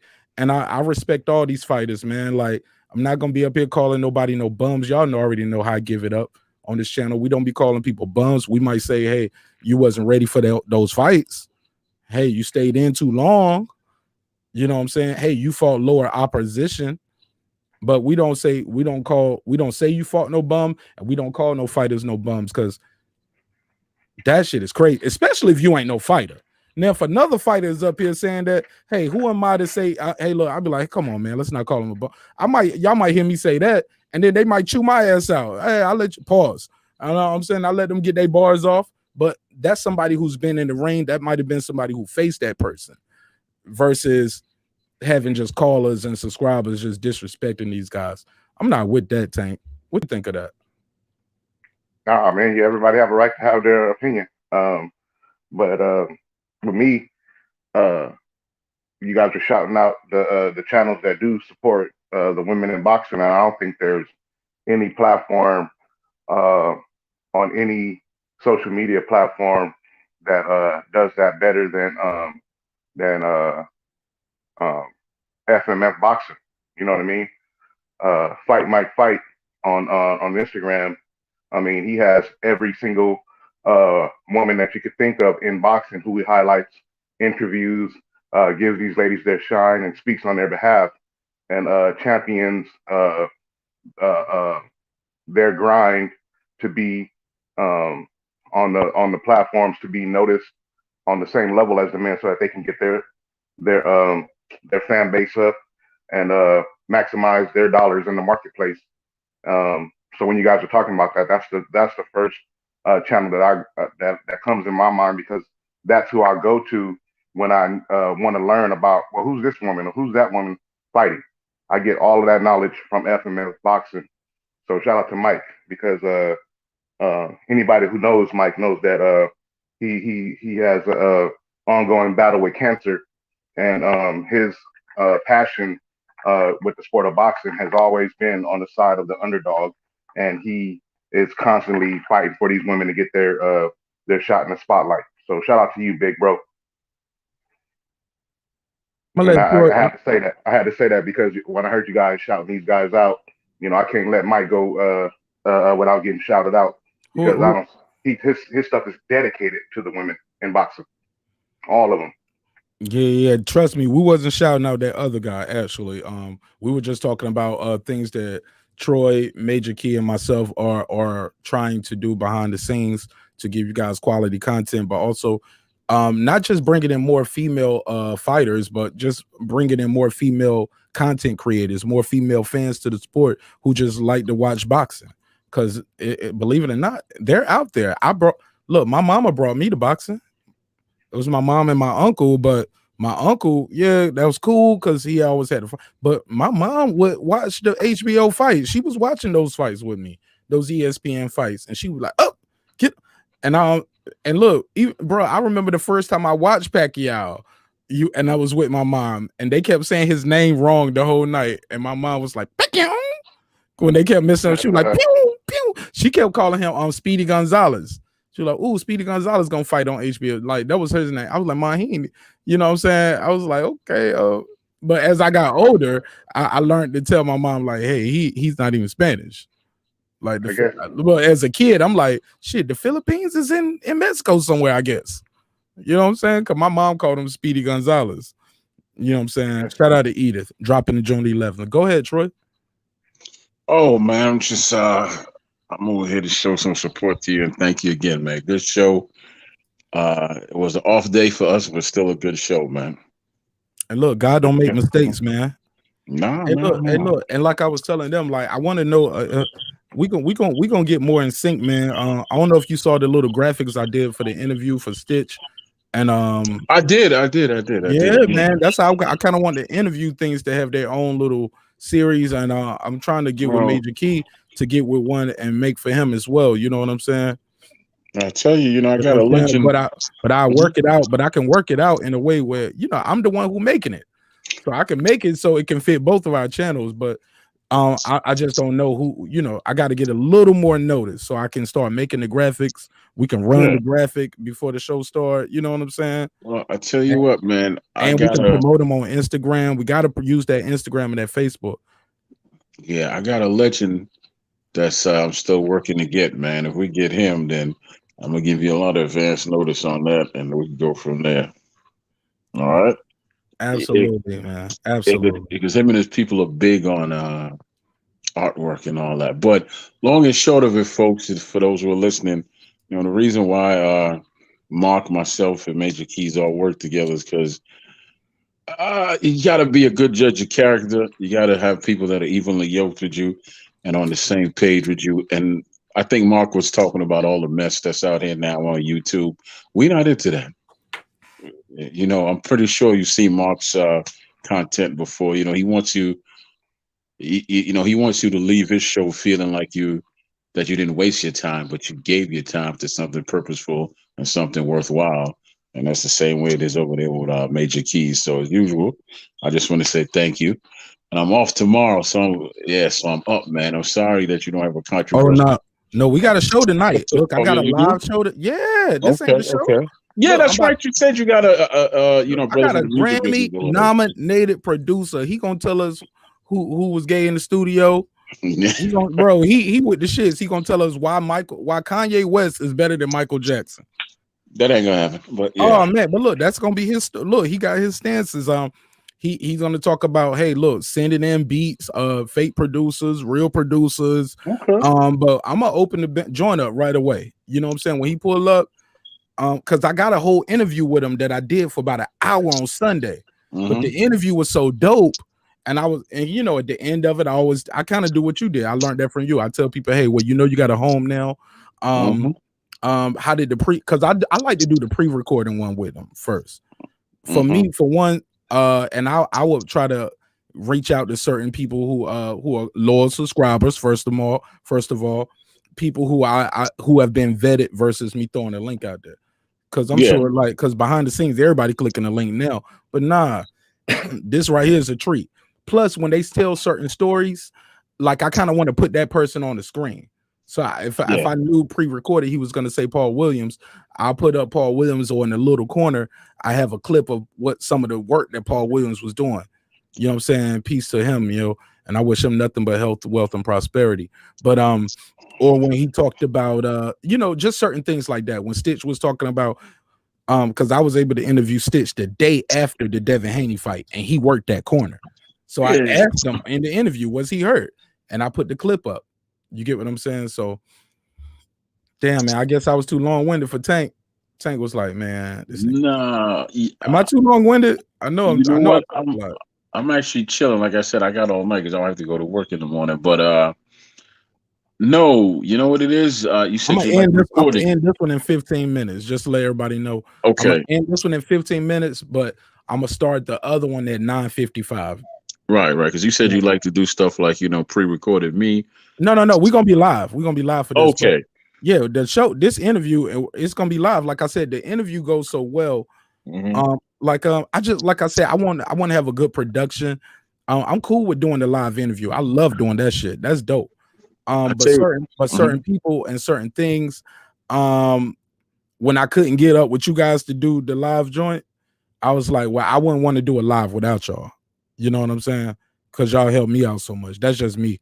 So what I want to do in the process of it, I was thinking, well, shit, I can just make this a dope production and drop that clip like Glad be dropping his. So I asked him right here the day after the fight, hey, was he hurt? And put that clip out there and see what people think.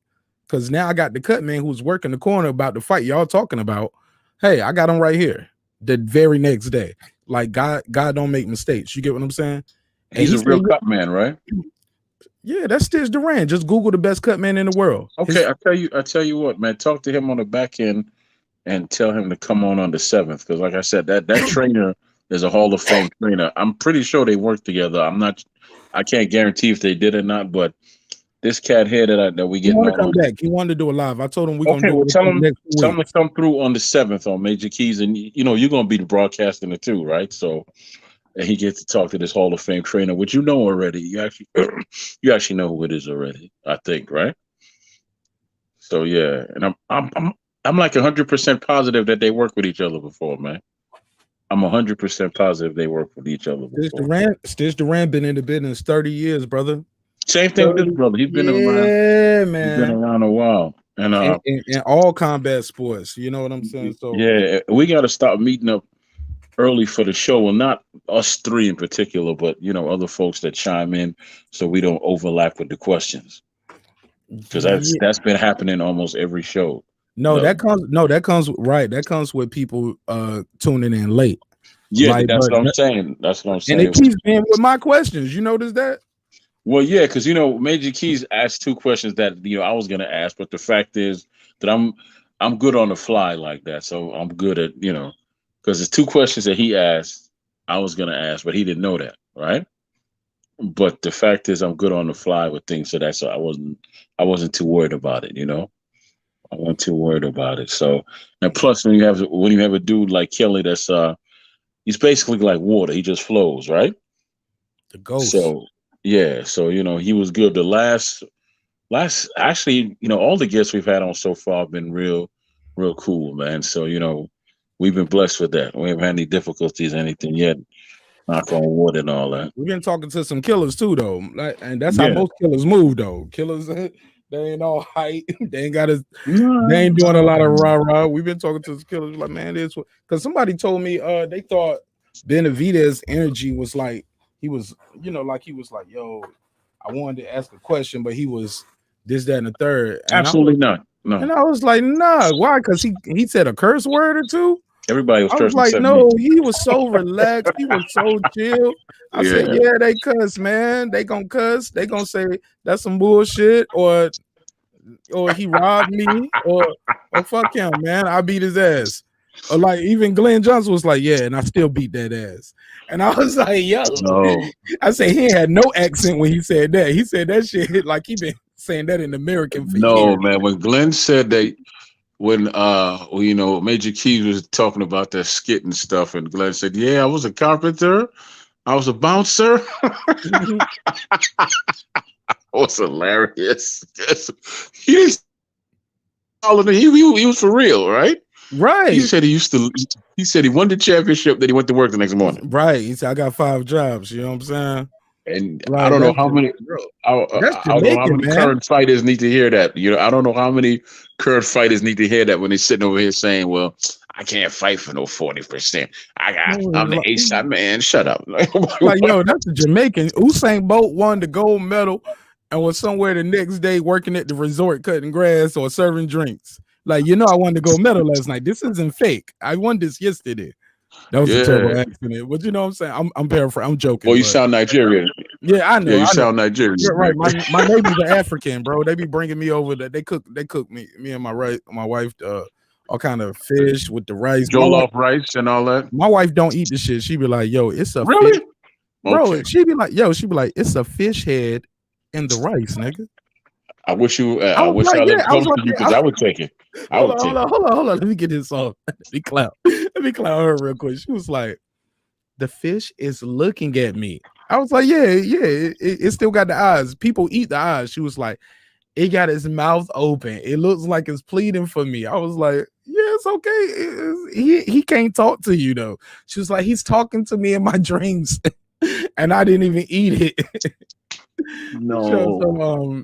She was like, yeah, she always think about the Little Mermaid when she see the fish head. And she was like, it's flounder. I was like, that ain't even flounder fish. It's a different type of fish. She was like, no. She was like, under the sea. Let me tell you what. My grandmother used to say. My grandmother used to say, the hungry don't know no pride. That's what she used to say. If you, that shit be so good though, and it be like it be cooked on the fish. Like she stuffs the fish with like veggies and shit. So while it's cooking, and oh my god, it's just so seasoned. It fall right off the bone. And I took a picture of it, but I didn't post it. I'm good for that. I take a picture and I don't do shit with it. It just be in my phone. I might not even look at it no more. But it's the fish, like when you see the fish, it almost looks like a cartoon of what you see the fish look like when they just take all the meat off the bone. So shout out to all the Africans and West Indian people out there who out there cooking the whole fish, eyeballs and all. What's up, Major Kid? What's going on, man? Yeah, shout out to those people, man. I'm glad that they're able to eat that, you know what I'm saying? And I'm gonna keep eating the fillet that's already with the bones taken out, you know what I'm saying, on some Gordon Ramsay shit, but I can't do it, man. I used to be able to do it, and I can still, I'm still slick enough to take it out because I grew up like that. My grandmother used to give that shit to me when I was like 3-4 years old, man. Like, fend for yourself. Hey, last 10 minutes right here. Troy and I, we're having a conversation. We're talking about pros and cons of doing live interviews versus pre-recording interviews. You want to chime in on that? And what I was saying was this: as dope as I love live interviews and that fan interaction, because that you give your audience a chance to be a part of a conversation with guys they've seen on their screen their whole life. They'll never forget you for that. You get what I'm saying? And they're gonna feel loyal forever. I feel like that should be reserved for the people that fuck with you like that. You get what I'm saying? That's my opinion. So I think I can do the pre-recording. I can have you and Troy there who help me with interviews. I can do the certain subscribers who are loyal subscribers. I'm gonna let you guys know when the interview is, and we'll pre-record it because I think I can get so much out of the pre-recording. I can get more out the pre-recording than the live. I can get the snapshots when they talk about certain things and fighters. I can put those pictures and images in the video. We can chop it up in clips and then give them the whole video on a whole nother video, unlike Glad and all the major platforms. They gave you they spoon feed you to keep you coming back.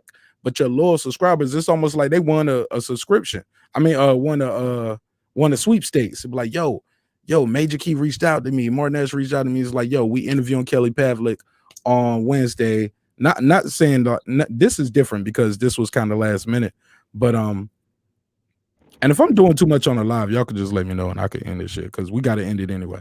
But I think it's cool for people to hear these kind of conversations, and because sometimes people might be in the chat disrespecting the guests. People might want to beam in. You don't know what you're gonna get. Sometimes it might be a fake account.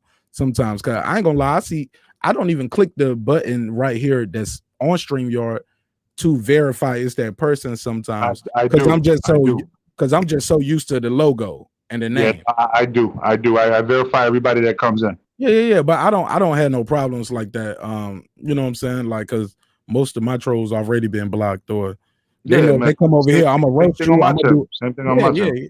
Yeah. Look, I might embed my StreamYard link. With like somebody told me embed my StreamYard link with the reverse IP. So yeah, it looked like StreamYard link, but this has been put in my reverse IP address. So when you come up here and you do something crazy, we can always find you. You get what I'm saying? Yeah. So you gotta teach me that off air, bro. Bro, it's an app. It's an app for that, nigga. Like I ain't gonna put it all out here because they don't pay me for that. But and I don't use it like that. Like y'all see my energy, I'll give it up. I ain't on no kind of shit like that. I just want people to have a safe space to get their bars off and talk about boxing, talk about hip hop. And I want the guests to feel comfortable too. Now, granted, I want the guests to know, like, hey, you're gonna get some resistance. It's a live show. Some guests are with it, some of them are not. So, but what I have found recently, though, in stacking up these interviews and trying to slowly release them to you guys, because as y'all know, my mom's birthday coming up. I'm gonna be dropping the project, so I won't be doing a live show. I'm not gonna be up here doing it. So I want to have something for y'all during that time where I'm away from the studio, while I'm out here promoting the project, doing interviews other places, and still trying to be a husband and a father at the same time, you know. So yeah, man. So I'm just stacking up some shit, and I was like, yo, I like doing these pre-recorded shits because you get a lot out of the person. Because sometimes they'll tell you, hey, take that out. Sometimes they're gonna say, man, I don't give a fuck, keep that going. But more importantly, like I said, the production of the interview could be better. So that's where I was at with it. But I want to know what you, Major Key, and what you and Troy think about that. About it being a treat. Me or Troy? Asking both of y'all, how do y'all feel about should it be more of a treat and a gift to the subscribers, like to be selected, or should it be popped on? So go ahead, Troy, because you've been here longer than me. I thought y'all was already tired. I thought you was talking about that already. Troy said he got all night. So go ahead, Troy. Troy gonna be on my panel on the next show that we about to end. You go first. Troy already spoke about it. He even dipped off. He put the pressure on you. He left. Oh, you got to go. It's fine with me. And I put your logo on. You got to go. Personally, I feel like I love the raw energy. I love the fact that people feel interactive with it. That's exactly the goal. So yeah, I could chop it up, make it look a little better. You know what I'm saying? Make it look cute for the cameras and all that. You know what I'm saying? But at the end of the day, that's not how I rock. You know what I'm saying? I'm not fucking shaving my fucking grimy ass fucking face to make my face look clean just because I'm going live today. Nah, fuck that. It's all grimy, it's all real, it's all raw and uncut. Cut your camera on, nigga. You know what I mean? Cut your camera on then, nigga. Nigga, you know I put my camera on no matter what. Let's go. Look at that shit, bro. Look at my hair, bro. I need a cut, bro. Look at that shit. Look. I'm looking crazy right now. Hey, God said you're beautiful, brother. How about that? Thank you, bro. I think God said you're beautiful, my brother. But nah, hey, listen, man. What I'm trying to say is that yeah, I mean, it's I like it raw and uncut, just like that, man. Like, and I feel you though. Like there's certain things, certain people are gonna want that. They're gonna request that. They're gonna want, and eventually, if you're going on a platform like a studio, like a broadcast on a channel or something, I get it. But for me, like I'm gonna get the the backdrop and all that. Right now I put the library before for the interviews now. But this is my normal space right here. I love just chilling right here. You know what I'm saying? Feel the fresh air, and you can hear the cars in the background. Obviously, right now this is just my neighborhood. But at the end of the day, Love it. I love it. yeah. At the end of the day, man. Look, I understand all the professional shit later on. When it has to get like that. But a lot of these guys are from the old school. They're giving us raw, uncut interviews. You see what I'm saying? And that's what I want. I want that energy because I want the casuals to understand how these real dudes interact. And you see, they have no problem with it. See what I'm saying? So if it was a younger person, maybe they'd be like, oh, or maybe the person that they fuck with want to see it a certain way and this and this and that. But these old school cats don't give a fuck. Hell nah. They with it. You know what I'm saying? They'll probably give us the interview from a dirty ass gym while they sweaty as hell. You know what I'm saying? They don't give a fuck. Right. They raw like that. You know what I'm saying? And that's the kind of interviews I want, that raw shit. And then when you get the fans looking at them and asking them questions and saying, hey, hey man, I looked up to you, this and this and this and that. I can't believe I'm able to ask you a question. They just start smiling. You can see them smiling. You know what I'm saying? But peep this shit right here though. A lot of times the fans are vetted anyway. We know who you're going, like you said, you get what I'm saying? You know who you're going to bring on anyway. You know you're going to have, we might let Sinister, Guido, me, you know what I'm saying? It's always good to have somebody from the UK to come in and show them their support. And who better than Rap Star to represent the UK? You get what I'm saying? So, because he's very active. Say what you want to say about him. He's very active. And I love the logo for personal reasons. You know what I'm saying? So shout out to my brother Rap Star. What I'm saying is this, man. We're doing it anyway. It's already a lot. It's a live interview.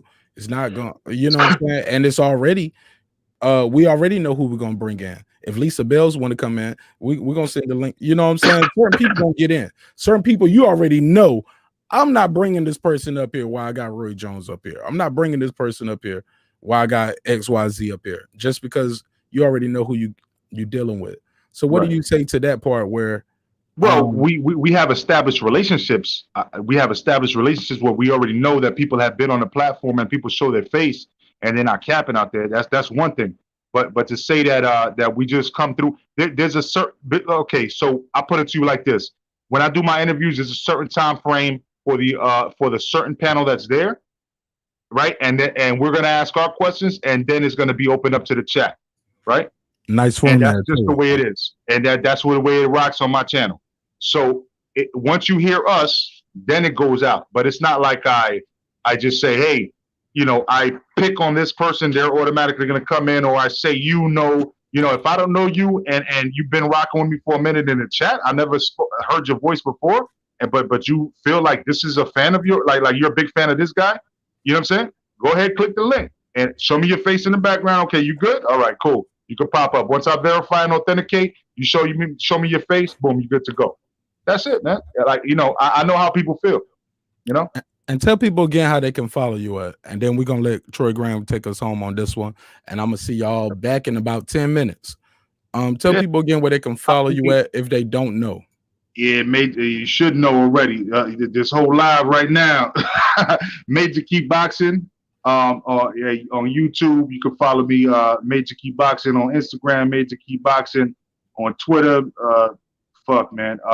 You can email me at Major Key Boxing if you got some content. That's pretty much it, man. Or Major Key Boxing on Facebook. I apologize. Also that. So peace, y'all. You have a great night. And he is the freestyle battle rap champion of Breaking the Beats. Retired. I'm retired, exactly. Retired. Right, so the coming on, man, and doing this work with me, man. Have a great night, brother. I always appreciate you, brother. I'm gonna holler at you very soon about some other things. Yeah. Hang around for a minute, Major Key. Okay, Major Key, and I'm okay. Well, go ahead then. He gonna hang around. Go on, close it out for us, Troy. Yeah, I was listening. I had some issue with my stuff and all, but I think you were asking No problem. 2 about minutes or going less. Just close this one out because we're gonna be cool, right cool, back. cool, cool about going live about or about doing it recorded.